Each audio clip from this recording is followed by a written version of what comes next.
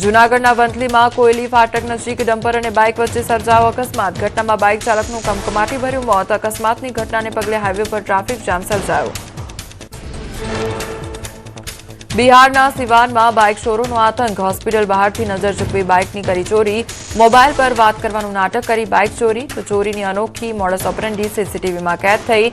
વધતી ચોરીની ઘટનાઓ પર અંકુશ લાવવા પોલીસને કરાઈ રજૂઆત. નવસારીમાં સીસીટીવીમાં કેદ થયો આરામપ્રિય ચોર. અસહ્ય ગરમીમાં ચોરે કલાકો સુધી એસીમાં આરામ ફરમાવ્યો. જૂના થાણા વિસ્તારમાં એડ એજન્સીની ઓફિસમાંથી 60,000 રોકડ અને ચાંદીની કરી ચોરી. પોલીસે સીસીટીવી ફૂટેજને આધારે તપાસ હાથ ધરી. દહેજ જીઆઈડીસીમાં કરોડોની ઘરફોડ ચોરીનો કલાકોમાં ભેદ ઉકેલાયો. પોલીસે ₹3.21 કરોડનો મુદ્દામાલ સાથે આરોપીઓ ઝડપી પાડ્યા.